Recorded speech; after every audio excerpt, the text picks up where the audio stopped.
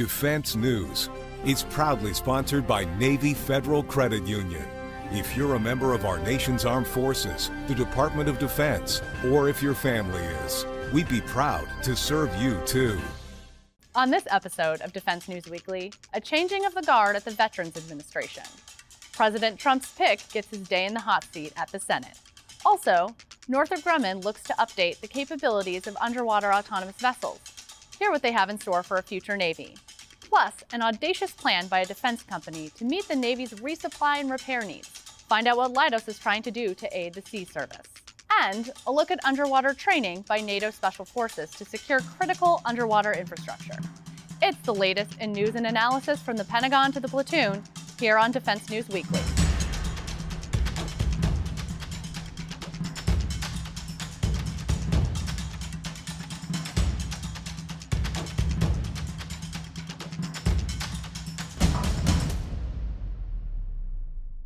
Welcome back to Defense News Weekly. I'm Jen Judson. With the advent of the new administration, a lot of positions roll over across the government and Pentagon. Among them, the Secretary of Veterans Affairs. Earlier in the week, President Trump's pick for the job, former Georgia Republican House Representative Doug Collins, took his turn in the hot seat for a confirmation hearing in front of the Senate. There he pledged to be a fierce defender of the department's workforce and operations, and emphasized that healthcare delivery for veterans must evolve to stay relevant to former service members in the coming years. Military Times' Leo Shane was at the hearing and brought back this report. Confirmation hearings for President Donald Trump's new cabinet continued on Capitol Hill this week, with senators reviewing a nominee for another key post for veterans and the military community. Former Georgia Representative Doug Collins, Trump's pick to lead the Department of Veterans Affairs, faced questioning from a Senate panel about his plans for changes to VA policies and improvements to veterans' benefits. Collins, an Air Force Reserve chaplain, spoke about his personal connection to the mission of VA and the work he's done counseling troops dealing with mental health issues and emotional stress. He said if he is confirmed, he'll bring that firsthand experience to the new leadership role. When you're in the military, it's about the mission. For me, if I'm confirmed by this body, the VA will be my mission. It will be the mission to take care of our veterans and to make sure they get the benefits that they deserve. I'm an Iraq War veteran. I understand burn pits because I slept next to one for many months. I understand this generation that went for time and time and again, deployment after deployment, in a different way than we'd seen many times before in our past wars and the needs that they have. But also being a veteran, I think I also bring something that is unique to this position almost since it became a cabinet position. I'll be the first member of this Hill, House or Senate, to serve if confirmed by this body, which I think brings a different perspective to my service here. Collins was peppered at the confirmation hearing with questions about what he thinks is the right balance between VA medical care and private sector health care. This issue of community care is going to be a major point of contention for the Trump administration, which has already pushed to send more patients and more taxpayer money into the private sector to increase veterans' access to doctors' appointments. But Democratic lawmakers have said that could lead to draining resources from VA and hurting veterans' overall medical options. Collins said he wants both to be strong choices in coming years. At the end of the day, the veteran is getting taken care of. VA care is going to happen. VA care will be there. There'll always be the VA healthcare system for the veteran. But the way that we express that is just like we do in this body.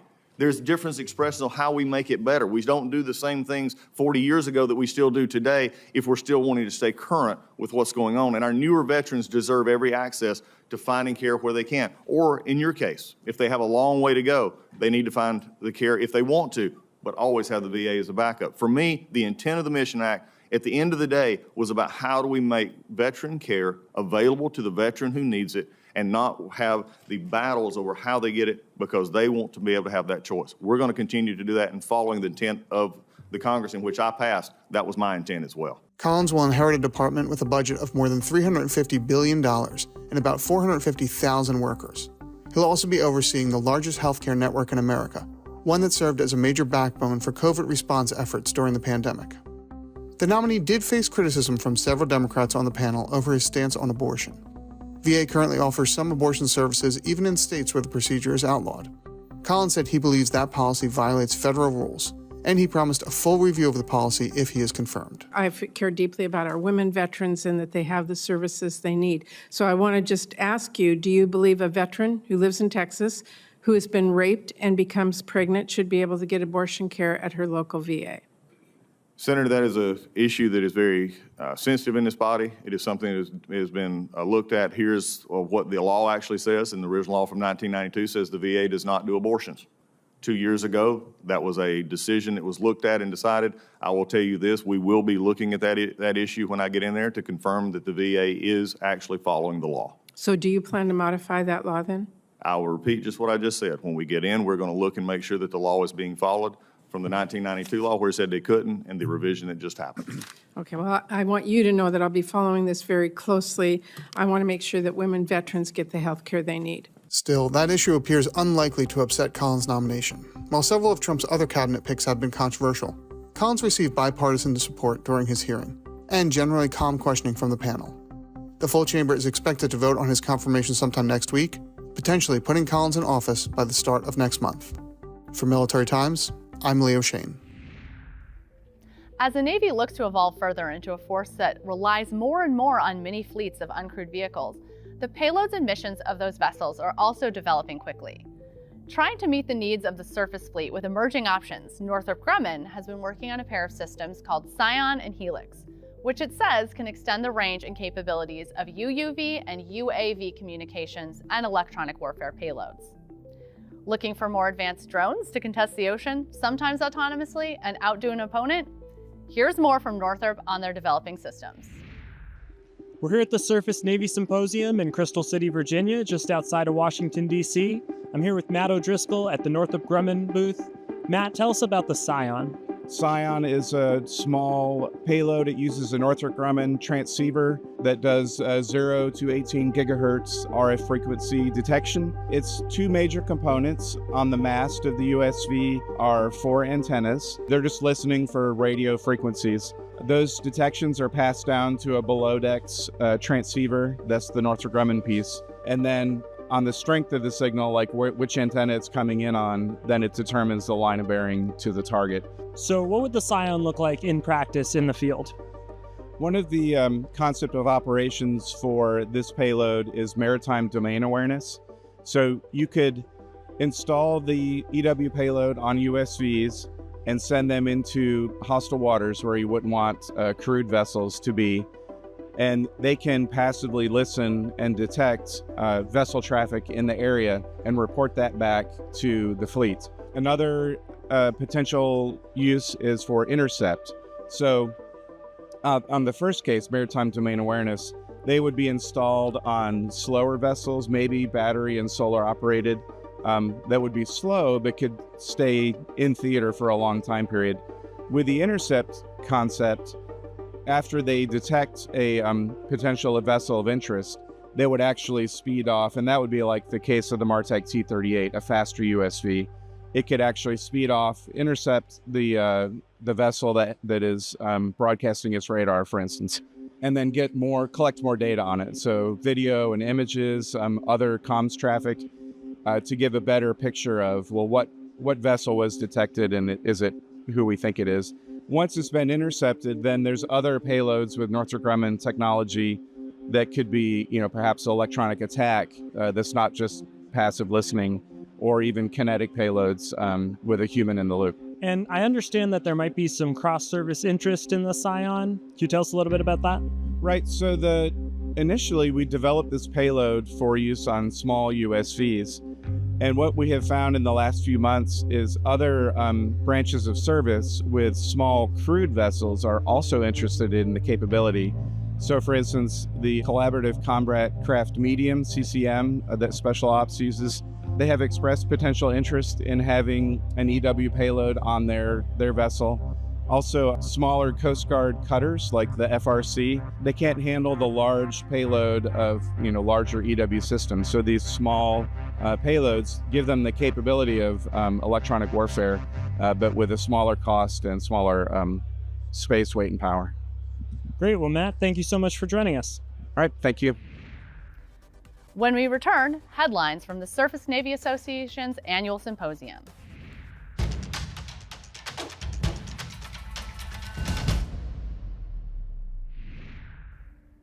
Welcome back. Part of being America's sea service is that you have a unique set of logistical challenges that the other branches don't face. For instance, how do you load dozens of missiles onto a vessel that's tossing in the waves? That's not the only issue the Navy's trying to crack. Others include at-sea maintenance for ships and subs, more accessible logistics hubs, and medical facilities for sailors. One industry partner with a big idea is Leidos, and it breaks down to this. Guys, what if we buy some unused oil rigs on the cheap and convert them into floating naval hubs? Could that work? Leidos thinks it can. The company was on hand at a recent Service Navy Association Symposium to talk about the idea and explain how it could all work. Check it out.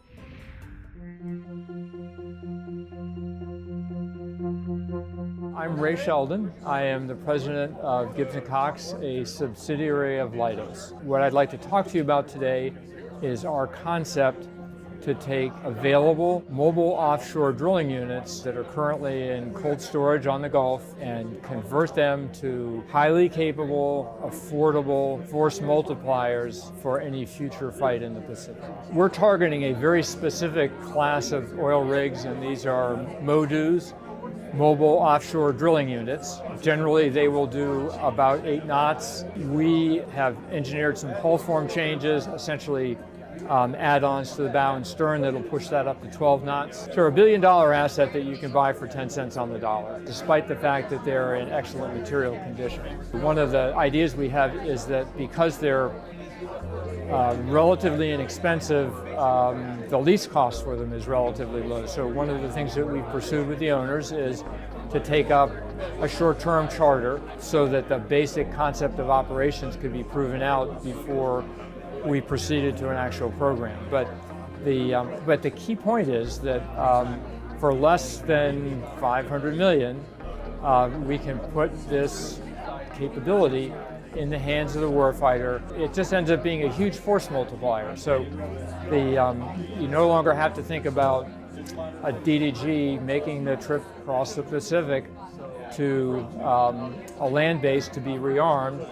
They can be rearmed close to theater, with maybe a few days off of station, not weeks. And the turnaround time, because of this speed loader concept we have, is also greatly reduced. So our loading rate, our VLS loading rate, is something on the order of 4 times what it would be using conventional systems. So we've got 5 discrete missions laid out here: a submarine tender, a logistics hub, reload at sea, a repair hub. The platform could also serve as a very large and capable hospital ship or disaster recovery vessel, depending on the mission. There are things that we don't need on these rigs. They come off. Most of the missions we'd envision keep the cranes because they're a very valuable asset. The platforms have moon pools, which make them very attractive as USV, UUV motherships. And then we get into the how far do you want to go and how much do you want to spend.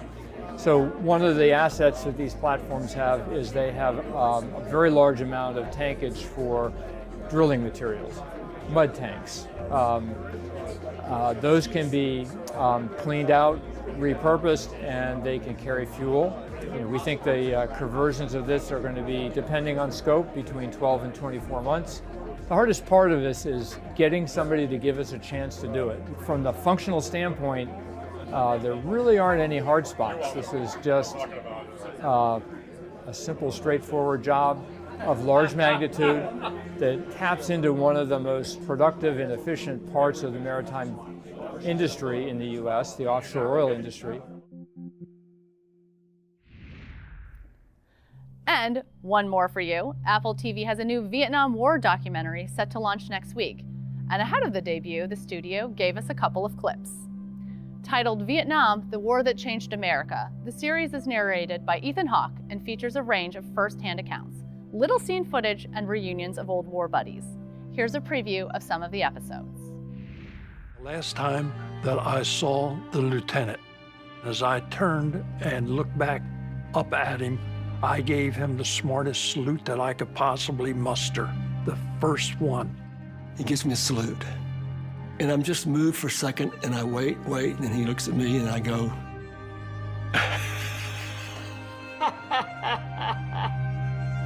That was the best ending I think I could have had to my tour in Vietnam. The next day I was gone. That's the last time I saw him. Yeah.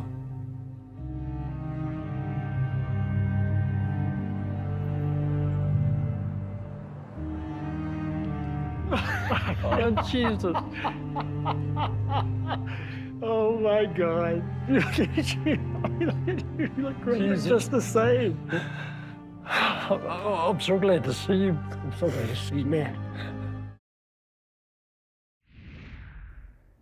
Vietnam, the war that changed America, launches on January 31st. When we return, it's time to upgrade from that Sentra to a tricked-out Corvette. Should you consider an auto loan pre-approval? Our expert has advice.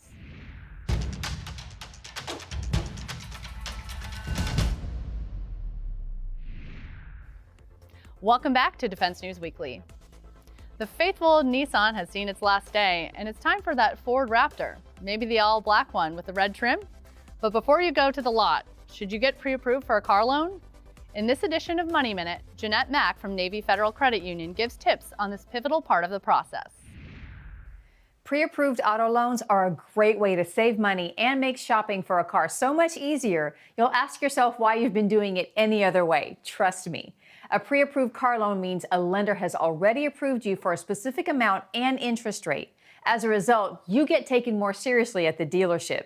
That puts you in the driver's seat at the negotiations. Your pre-approval lets you shop like a cash buyer. The trick is to keep your pre-approval amount to yourself until you're ready to buy, so you can be more in control of the final asking price. Even with a pre-approval, you still have to do your research and learn the market value of the car you're interested in. Use online resources and tools like Edmunds and Kelley Blue Book to compare quality and prices. Add up the features that are absolute must-haves for you and calculate your desired car price. Now you're ready to hit the dealership and drive a hard bargain. Thanks, Jeanette. We'll see you next week. To get more coverage of military and defense topics, pilot that training jet towards militarytimes.com and defensenews.com for more headlines. And to be the brightest butter bar in the company, sign up for our early bird brief, compiled each morning to bring you the most recent headlines. Lastly, if social media is where you collect open source intelligence, follow us on YouTube, Facebook, Instagram, and X, formerly known as Twitter. And just like most junior troops, we're on TikTok, so go find us there as well. When we return, a look at some specialized training by NATO troops to protect critical underwater infrastructure. Don't go away.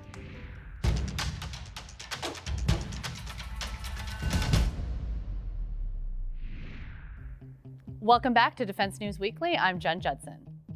American Special Forces divers worked with NATO partners in an interesting joint exercise recently, testing underwater sensors used to protect critical subsea infrastructures. The training, which took place in Italy last November, involved 13 countries and challenged divers to try to sneak past the sensing tech in order to probe its capabilities.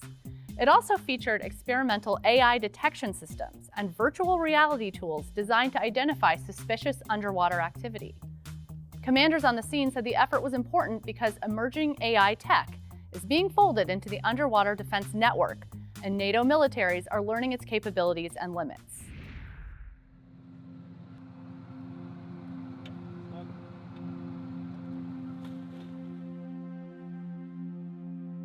This is the first iteration of Bold Makina.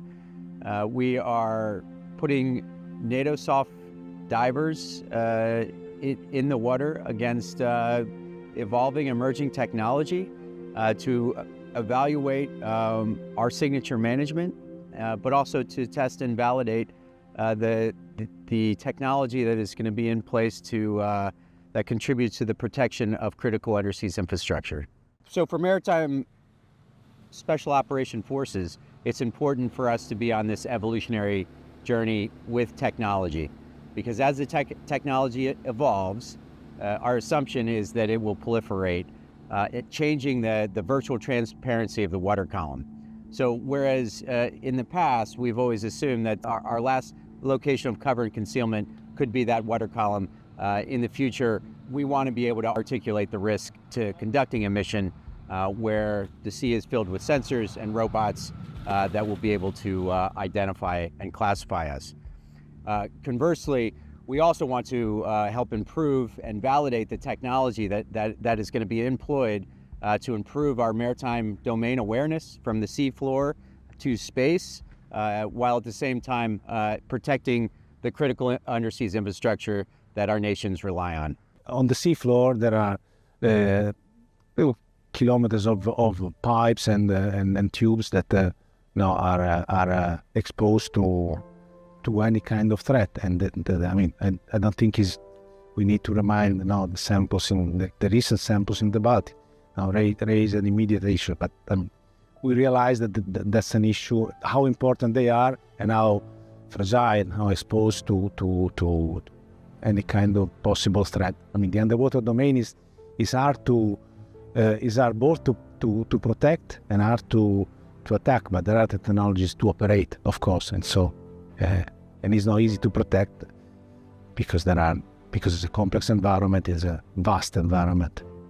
Through NATO, we're able to organize this event, bring industry together, bring the technical expertise that the NATO Center for Maritime Research and Experimentation that is inherent to that organization, the scientists and engineers. We can bring them all together in a single space and do collaborative design of an experiment and be able to analyze the results and then deliver those back to the NATO Maritime Special Operations Forces.